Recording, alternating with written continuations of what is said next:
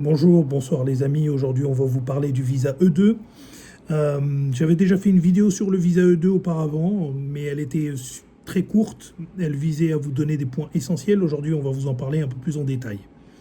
Tout d'abord, ce qu'il faut savoir dans un visa E2, c'est que le but de ce visa, c'est de vous récompenser, en quelque sorte, pour un investissement que vous feriez aux États-Unis. Cet investissement, il faut qu'il soit déjà en très bon état d'avancée pour que vous soyez éligible pour le visa. Je vous explique.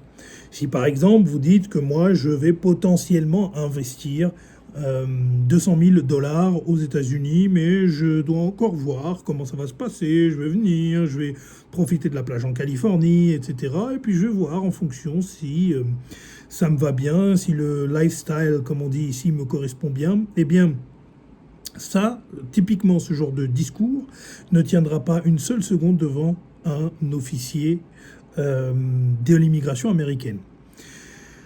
Ce qui tiendra beaucoup plus, c'est j'envisage de faire un investissement de 100 000 dollars, donc de 100 000 dollars de moins par exemple, mais dans le cadre de ces investissements, moi je suis déjà très avancé, je sais exactement quel local je veux prendre, j'ai déjà commencé à payer les loyers, j'ai déjà commencé à payer mes fournisseurs, j'ai déjà acheté des actifs immobilisés à mettre dans mon local, je suis déjà propriétaire d'une LLC aux États-Unis, donc une sorte de société à responsabilité limitée aux États-Unis, et je vais vraiment m'installer, je suis prêt et je suis là avec tous les fonds qu'il faut pour pouvoir m'installer aux États-Unis. Donc ça déjà, vous êtes sur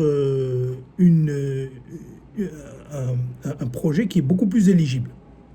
La deuxième chose qu'il faut, c'est comme je l'ai laissé entrepercevoir au moment où je vous parlais à l'instant, c'est qu'il faut d'abord une LLC ou une autre forme, une S-Corp, déjà aux États-Unis. C'est-à-dire qu'il faut une société, soit qui soit d'ores et déjà prête, soit que vous allez créer.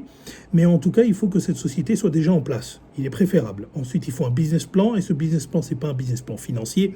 Ce n'est pas, par exemple, le business plan que vous présentez à votre banquier lorsque vous faites une immatriculation de société en France. Pas du tout.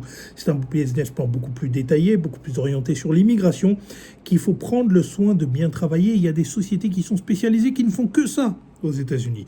Et donc, généralement, on passe par eux.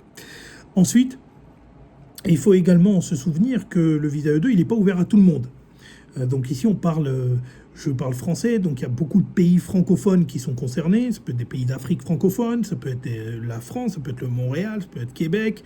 Au Québec, Montréal, qui sont dans une province, la province du Québec, qui ferait tout à fait partie des pays signataires. Donc il faut trouver en fait d'abord la liste des pays avec lesquels les États-Unis ont signé une convention bilatérale qui autorise ce type de visa. Une fois que vous avez ça, eh bien, il faut remplir les conditions que je vous ai mentionnées, à savoir un vrai investissement. Pas je vais à la plage en Californie pour me la couler douce. Il faut vraiment un projet, il faut vraiment créer de l'emploi aux États-Unis. Il y a une vraie politique derrière ce visa de ramener des investissements aux États-Unis et de faire en sorte que le marché de l'emploi américain, le bassin de l'emploi américain soit dynamisé par votre investissement. N'oubliez pas non plus qu'ici, on ne parle pas de l'investissement à 1 million de dollars ou assimilé ou proche des 1 million de dollars qui vous donnera directement accès à la carte verte. Ça, j'en parlerai dans une vidéo différente. Aujourd'hui, en tout cas, je voulais vous parler de ce E2 et voilà, je vous ai donné quelques éléments, quelques pistes de lecture bien plus approfondies sur lesquelles il faut réfléchir, sur lesquelles il faut vraiment prendre le temps de voir, parce que c'est un projet qui parfois embarque toute une famille, c'est pas simplement un projet qui est propre à l'entrepreneur. Et donc, quand ça embarque toute une famille, il faut bien savoir ce que l'on fait. Il faut être certain des différentes étapes que l'on est en train de mener. Et pour ça, je pense que avoir un avocat avec soi, c'est très important. C'est pas pour prêcher pour ma paroisse, mais l'avocat en droit américain ou l'avocat ici aux États-Unis a quand même un travail assez substantiel à faire sur les domaines de visa et notamment les visas E2. Et il va argumenter un certain nombre de choses pour vous parce qu'il y a des conditions, par exemple, qui sont très complexes. Par exemple, que l'entreprise ne doit pas être marginale. C'est une des conditions du E2, mais qui est interprétée de manière assez complexe par les tribunaux et les cours d'appel américaines. Et donc, il faut connaître le fond du problème pour ne pas se retrouver au final devant un officier consulaire qui vous rejette votre demande de visa. Enfin, on a des personnes qui veulent, par exemple, déposer une demande de visa, mais qui se retrouvent à avoir des condamnations judiciaires. Alors, les condamnations judiciaires, il faut faire très attention, parce que les Américains n'aiment pas trop ça. Généralement, ça se solde par un refus de visa. Et puis, enfin, il y a aussi les personnes qui se sont vues refuser un visa par le passé pour les États-Unis. Et donc là aussi, il faut faire attention, il faut le discloser d'une certaine manière, il faut l'argumenter d'une certaine manière. Et ça, sans un avocat, c'est très pernicieux. Et donc, on vous conseille toujours de prendre un avocat. Et notre cabinet d'avocats qui est installé donc en Californie fait ce genre de dossier.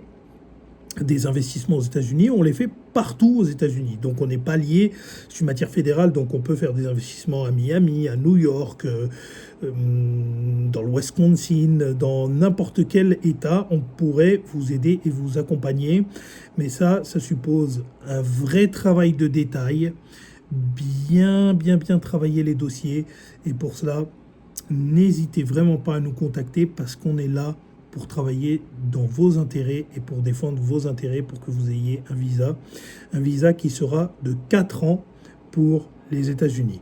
Donc j'espère que je vous ai donné suffisamment d'informations dans cette petite vidéo pour que déjà vous ayez un aperçu d'ensemble. Je sais qu'il y a beaucoup de questions par rapport au montant de l'investissement. Beaucoup de personnes demandent, mais oui, mais c'est combien exactement qu'il faut investir pour aller aux États-Unis? Eh bien, malheureusement, je suis désolé de vous donner cette réponse un peu prémâché et vous allez avoir l'impression que je ne réponds pas vraiment à vos questions, mais la réalité c'est que tout ça dépend essentiellement de votre investissement, de la nature du business que vous allez lancer ici aux États-Unis, de l'État aussi dans lequel vous allez le lancer, parce que le budget qui est en Californie ne sera pas le même que le budget qui est dans le Midwest ou à Nashville.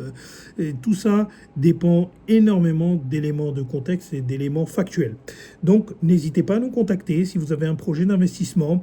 On pourra vous aider, on pourra vous amener à terme et surtout on fera en sorte que vous ayez votre visa. Donc contactez mon cabinet d'avocats RF Law Offices ici à Newport Beach, ou encore nous avons également un office à Paris. À bientôt.